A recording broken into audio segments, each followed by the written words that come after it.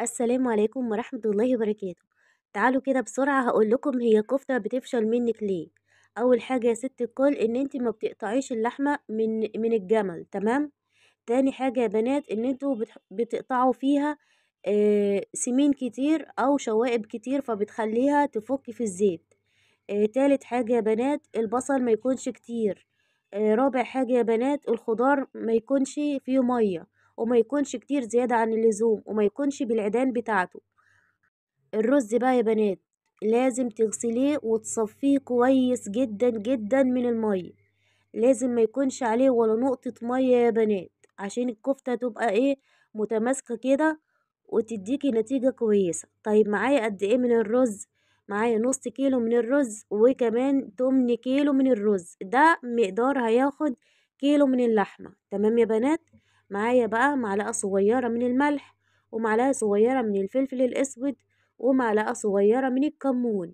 معايا كمان نص معلقة من الشطة، تمام يا بنات، أو حسب رغبتك، بس هي لما تبقى مشطشطة وحلوة كده بصراحة بتبقى خطيرة. معايا معلقة صغيرة من السبع بهارات، وبتوديها في حتة تانية، هو هتجربي بنفسك وهتحكمي انتي. معايا كمان معلقة صغيرة من الكزبرة. والسر ده بقى يا بنات شوية فصوص توم كده، حوالي ايه 5 6 فصوص توم. ده التوم بيخلي لها طعم حلو قوي بصراحة وريحة جميلة. ومعايا بصلتين وسط، وزي ما قلتلك يا ست الكل اوعي تزودي في البصل.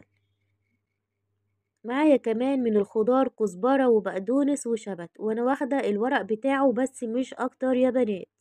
بصوا، الخضار مغسول وكأنه مش محطوط عليه مية. ليه يا بنات؟ لأني منشفاه تماما من المية. لازم يا بنات تنشفوا الخضار كويس جدا. والسر ده بقى يا بنات شوية كده ايه من الكرفس، يعني كام عود كده. بصوا بقى العيدان كلها يا بنات على جنب ازاي، ليه؟ لأن بيبقى فيها كمية مية كتير قوي، فايه استبعدوها يا بنات واوعوا تحطوها، تمام كده. هاخد بقى ايه كل الخلطة الجميلة دي وعندك جزار ويلا بينا. بصوا يا بنات، بسم الله ما شاء الله اللهم بارك. الكمية دي كلها يا حبايبي طلعت والله العظيم من كيلو لحمة ونص كيلو من الرز وتمن رز كمان، تمام يا بنات. هكتب لكم كل المقادير في صندوق الوصف طبعا. بصوا يا بنات الخيوط اللي انا بقول لكم عليها دي بتبقى موجودة في الرقبة، وبتبقى موجودة في الورك اللي هو الفخدة. قولي للجزار انا عايزة اعمل كفتة برز، علشان يبقى ايه عارف هو بيعمل ايه، علشان مش يديكي سمين كتير، وكمان يقطع لك حتة اللحمة ما يكونش فيها ايه شوائب كتير، تمام يا بنات. ما يكونش فيها شوائب اصلا، اللي هي الحاجات اللي الكتل الصغننة دي هفتكر اسمها ان شاء الله واقول لكم عليها برضو ايه داخل الفيديو. بليت ايدي بقى ايه من الزيت بلة بسيطة خالص كده يا بنات، انا جبتها اشتغلت فيها على طول. انا ما بجيبش الكفتة من عند الجزار واركنها في التلاجة بصراحة، على طول على طول كده ايه بشتغل فيها. بسم الله ما شاء الله اللهم بارك. عايزة اقول لكم ان الكمية بسم الله ما شاء الله كانت كبيرة والله يا بنات، وموفرة جدا، طعمها حلو قوي قوي وريحتها جميلة. بص انا وريتكم الكمية كلها اهي، كل الكمية دي انا صبعتها من كيلو لحمة ونص كيلو رز وتمن كيلو رز، تمام يا بنات.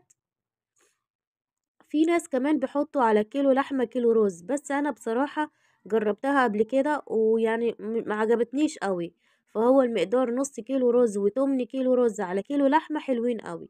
في زيت سخن بقى يا بنات، اوعي تقلي في زيت بارد، واوعي تقلبي باستمرار هتفكي منك في الزيت، تمام. اول ما تحطي في الزيت السخن كده وتبتدي تتشمع ابتدي قلبيها، تمام. وما تحطيش كمية كبيرة، يعني ايه على قد ما الزيت ياخد معاكي كده على قد ما الطاسة تاخد معاكي. وما تحطيش واحدة وتصبري شوية وتحطي واحدة تانية، لا حطي الكمية مرة واحدة، علشان دي لحمة يا بنات ما ينفعش تسوي واحدة وتسيبي واحدة نية. هنخش كده في موضوع ايه البكتيريا بقى والكلام ده اللي احنا ايه في غنى عنه تماما. تحطي الكمية كلها مرة واحدة وتسويها تسوية واحدة، تمام يا بنات. بسم الله ما شاء الله اللهم بارك. طبعا خلصتي الشوية دول هتحطي الشوية اللي بعديهم. انا بس حبيت اوريكم، بس بصي اللي انا عملتها كور وريتها لكم، واللي انا عملتها صوابع كمان ايه وريتها لكم اهي. وزي ما قلت لكم يا بنات ما تحطوش وتقلبوا باستمرار، لا، حطوها تتشمع وبعد كده ايه ابتدوا ايه قلبوها. ولازم تتقلب كويس جدا، دي لحمة يا بنات بأكد عليكم لازم تستوي كويس. طيب احنا لو هنفرزها هنعمل ايه؟ هنسيبها تبرد تماما يا بنات، وبعد كده نحطها في اكياس تفريز، وهنطلع الهواء من الكيس وهنحطها في قلب الفريزر، وهتقعد معاكي بالشهور. تمام يا بنات اهي.